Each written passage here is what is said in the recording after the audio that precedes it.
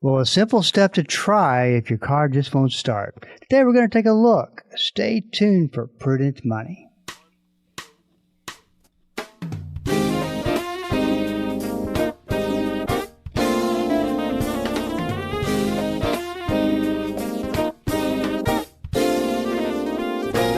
Good afternoon, this is Bob Brooks, and you are listening to this special Car Corner edition of Prudent Money. Today, Tony Joe's with me, as he is every Friday, to take your Car Corner questions. Today, we'll be kind of talking amongst ourselves, but if you have a question that you would love to send to Tony Joe and get him to answer it, just go to prudentmoney.com, go to the top of the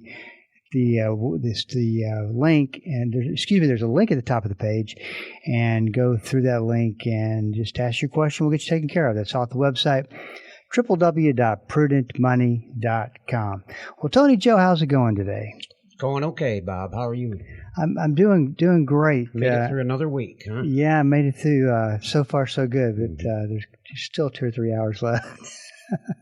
So let's talk a little bit about gas prices. What are you seeing with? Are they steadily moving up, or are they making some big jumps? Pretty volatile. I've seen it go up to $3.65 the other day, and then $3.59 today. So it goes up and it goes down, kind of volatile. But the one thing I thought about with the gas prices, of course, we all know they're high, and diesel is really, really high, and that is a problem because it affects everything that gets transported by truck. All goods and services go up with diesel. But I had a kind of a ponderance I wanted to ask you about. $3.65 a gallon. I thought to myself, that's a penny a day. If you wanted to sell the product, you'd say, you know what, you could buy a gallon of that gasoline for only a penny a day. Doesn't it sound like a sales ploy? Like you see the advertisements on TV? It only 19 cents a day. You know what it sounds like to me? It sounds like there's someone who had a little too much time on their hands this week. Listen, you don't want me to be driving a customer's car where the radio doesn't work. I'm alone with my thoughts, and it gets dangerous. That's a very scary thing. One of the things I watch, stay pretty glued to the news and what's going on. Mm-hmm. Even let's just say best case scenario, which I think is good. It's a small chance we get the best case scenario, but let's just say everybody gives up and wants to shake hands and be friends, and 47 years of hatred's out the door. It's still going to take some time to unwind everything that's happened. I mean, I just get your opinion on this, but that's one of the things that they're saying is just going to take some time to get back to normal.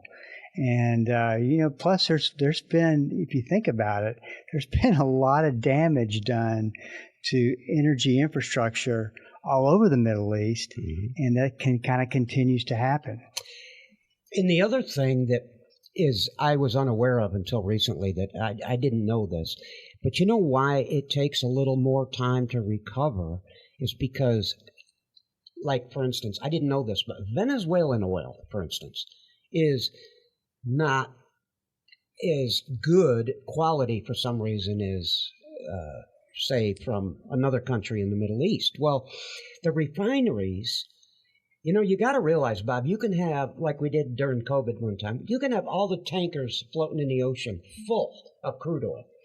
If you can't refine it, you can't get it to the people. So the refineries, I've discovered, are different refineries for different countries that import oil. Venezuelan oil is kind of dirty, and it has to be refined at a certain refinery that can handle that kind of crude oil. Middle East, Saudi Arabia, stuff like that, they can be refined a little easier at different refineries. I just didn't know how involved the refineries were. So knowing that now, I can see why once you start getting, say, tankers through the Straits of Hormuz and get everything back to normal, so to speak, it's still going to take a while because the refineries are going to have to process all that oil. Yeah, and I would guess, or this may be an obvious answer to this question, but it would seem to me that, or maybe not, the countries are cutting back on the production of oil just because they don't have a place to store it. Right. Remember what happened during Oh, COVID? When yes, as I if it called were you and I yes. said, Bob, oil is negative. $50 a barrel. Yeah. Let's buy some. You said, Yeah, where are you going to put it? I said, oh, good point. Yeah, that is just one of the wildest things that I think top five, if I had to call it. But I just wonder how big of a problem that's or maybe it hadn't, but has that turned into as far as what do we do with this all this oil? That I would guess that's a compounding problem on a daily, hourly basis. We don't know yet. We're in the middle of nowhere with this to try to figure out what to do, and I don't think anybody really knows at this point. Yeah, what's interesting is the crisis that occurs is always generally speaking, is always started by something we don't see coming. Mm-hmm. And this is just the environment for things to go wrong, to happen that you never expected. In fact, I fully expect to be having this conversation sometime within months that, wow, didn't see that coming. Yeah. If everything goes right, we all know that oil and gasoline are going to come down eventually. But that word "eventually" is that's going to be the key. It really is. What's eventually to you and what's eventually to me, it could be months or a year difference. So. Think about it for a second. My generation, probably not your. Well, I don't know. Maybe your generation too. What are you, a Gen Xer? Yes. Well, see, I'm a boomer. We're a different generation. What I was going to say, we really haven't lived through, big energy shocks.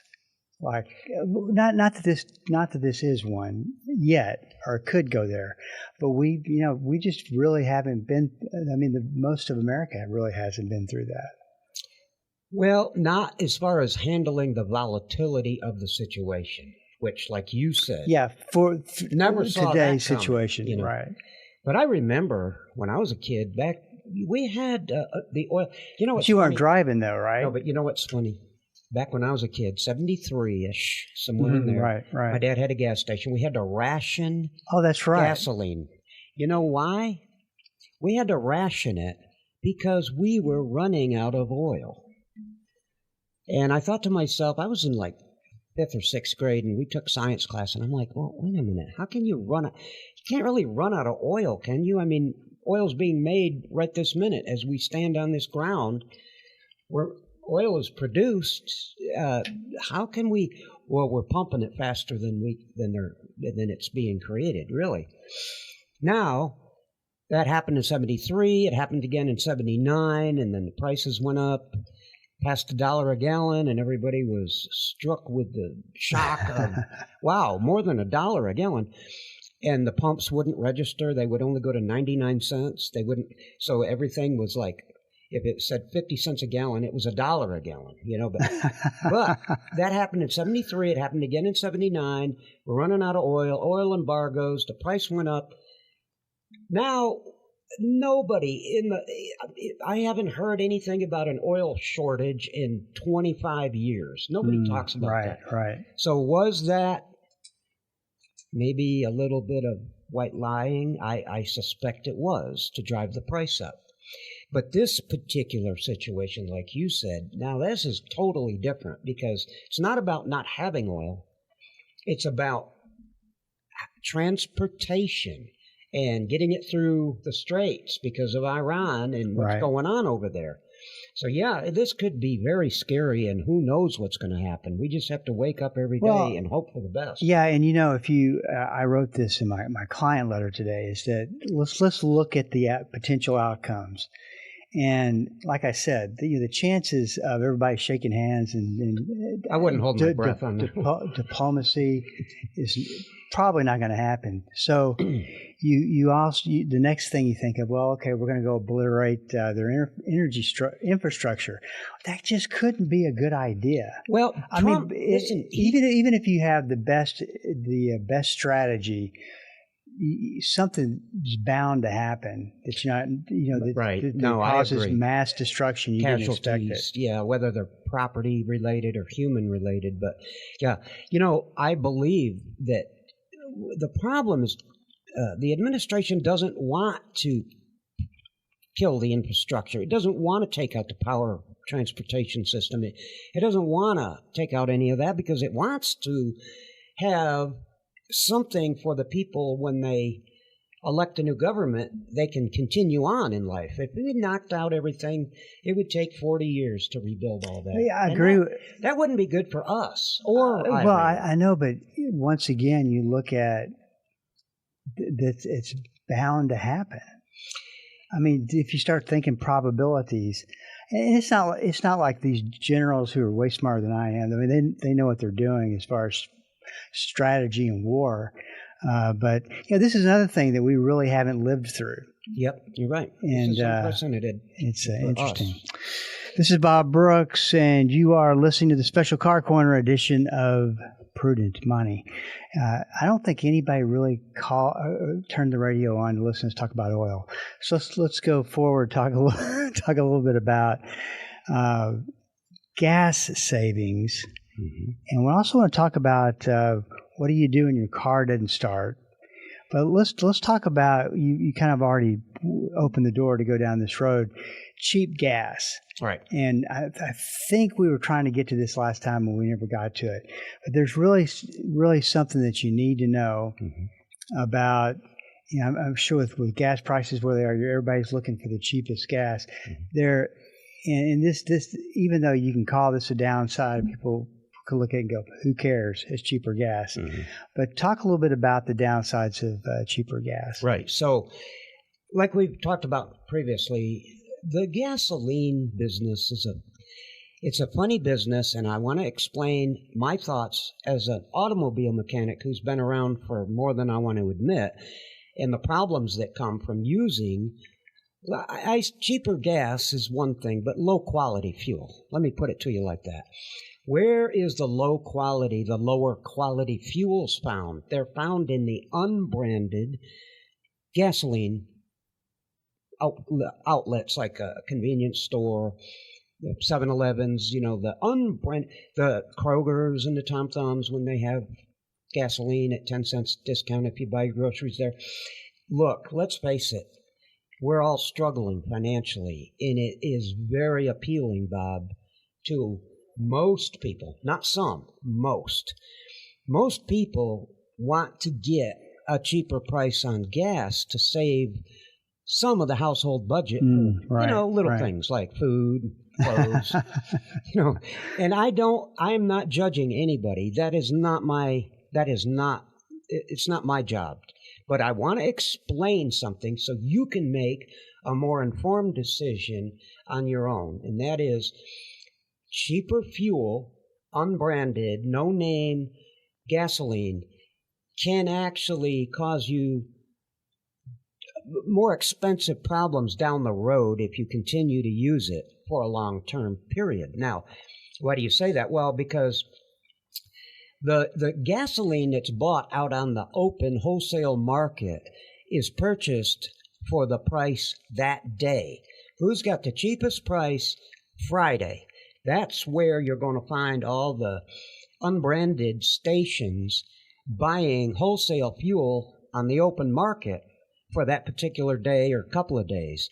So the lower quality fuel has contamination. I don't want to make it sound like you can't use it in your car, but it's got more contaminants, a little more concentration of ingredients we don't want, like ethanol and some water, and there's just contaminated fuel. It's a lower grade fuel because it's the bottoms of the tanks where the big boys out in where they store their fuel, they don't want to use the very 5% of the bottom of the tank for their own fuel stations, so they sell it to wholesalers. Those wholesalers then distribute it to the unbranded fuels, not the Exxons or the Mobils or the Shells. They're the ones that are not branded, that have no name on the gasoline. Kroger, good example.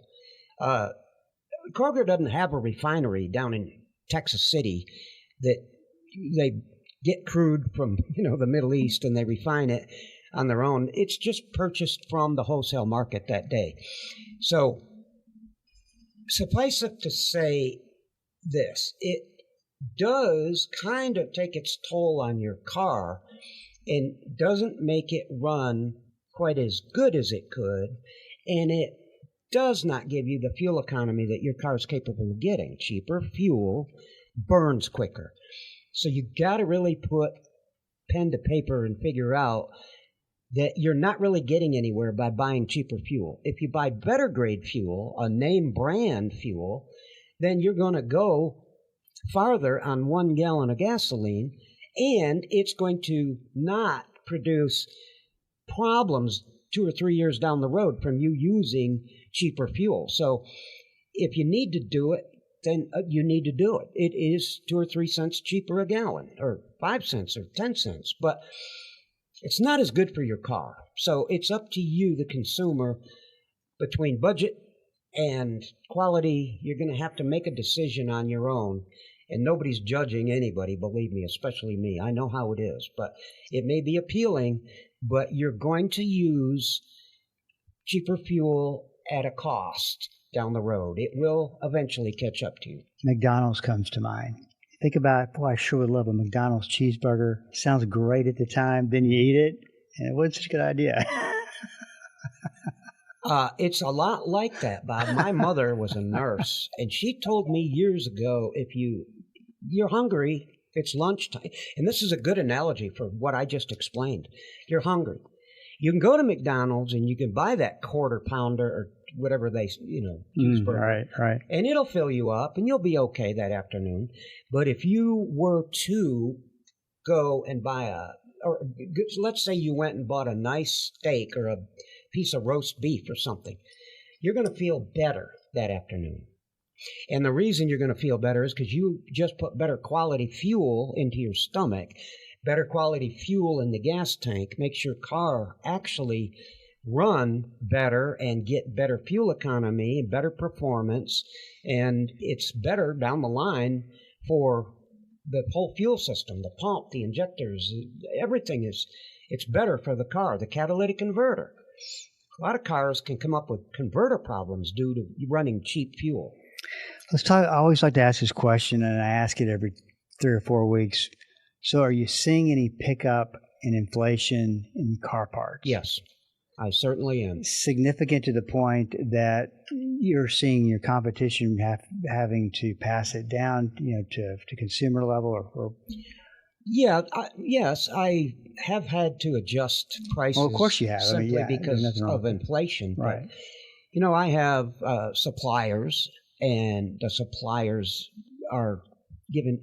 I do this day to day, and I know general prices of things, and yeah, they're bumping up a little bit, and that's probably something that can't be controlled. Although sometimes I don't know. Tyler kind of does things his own way, but it can happen. And I think that the prices just naturally are going to have to go up. Think about this, Bob. We have a certain supply on demand all the time. But think about what's coming in right now today. What's coming in for supplies, say a month from now or 2 weeks from now, it's coming in right now as we speak. The trucker has to pay $5 a gallon for diesel. So he's going to have to adjust his price. If he's an independent trucker, he's going to have to adjust his price for what we call inflation because diesel is so high. Then that's going to be passed along to the guy that's buying the parts and going to store it in the warehouse. Then he's going to pass it along to the parts stores for the automotive parts that are going to distribute, and sell retail parts, and then just down the line, everybody's going to go up. Let's talk a little bit about car not starting, and one of the things that we like to give out are tips, things to look for, things that can save you money and save you frustration. You go out to your car, you try to start it, nothing happens.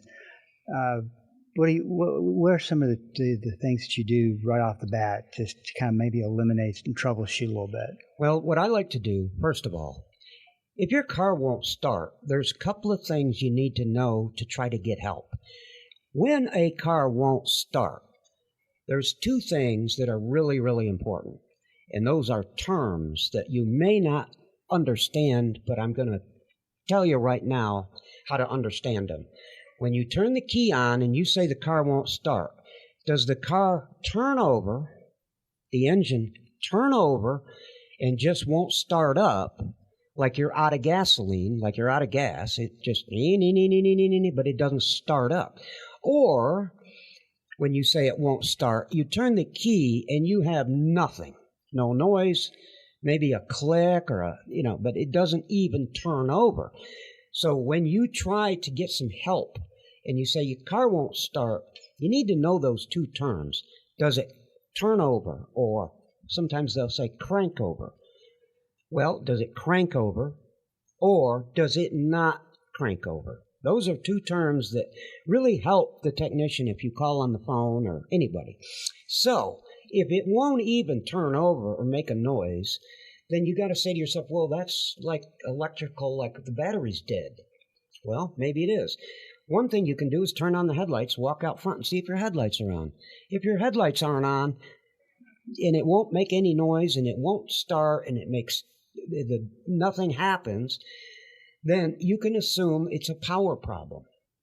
If the lights are on and, it still won't start, then there's a couple of things you need to think about. And something we've talked about just the other day is you had a problem a couple of months ago, and the battery had to be replaced. And now it won't start again, and it won't crank over. What is going on? I just had a brand new battery. Here's what can happen. The installer of the battery can actually get a bad connection when he installs a new battery. The terminals, most terminals now are top post from what I've seen. And that top post terminal is a tapered post. It gets bigger towards the bottom. So the problem I've seen with a lot of people is they'll loosen up the clamps to take the battery out enough, but when they go to put them on, they only go down so far on the tapered post, and let's say they only go part ways or halfway. That's not good enough. You need to unscrew that bolt more, spread the clamp with a screwdriver so it goes all the way down to the bottom of the tapered post, so you have a good connection from now on. Because what happens is you don't get a very tight connection because you didn't spread the post and really get it good and secure. So you're going over bumps and it comes loose.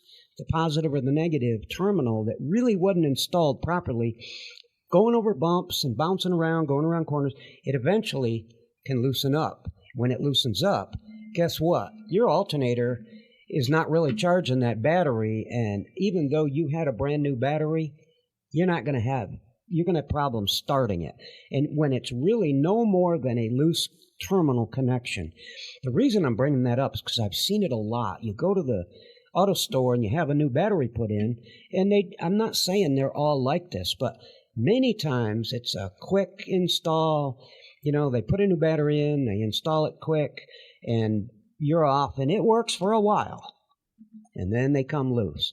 So that's one thing that really I want to emphasize that can happen, and it happens quite often. That's why I'm talking about it today. This is Bob Brooks, and you are listening to the special Car Corner edition of Prudent Money. If you got a question for Tony Joe, you can always go to the website at www.prudentmoney.com, and go to the top of the page. There's a link. Click through and send it in. We'll get you taken care of. And if you have a question for me, do the same thing. I want to make sure that this is a resource for you that you can always depend on. All at the website, www.prudentmoney.com. Well, if you have a question for me, please go to the website and send it in, because we are all out of time. Till we do meet again next time, keep the faith and have a great rest of the day. That's all the time we have for today. Questions or comments for Bob, or to find out more great information like what you've just heard, visit www.prudentmoney.com. Be sure to join Bob Brooks again for the next edition of Prudent Money.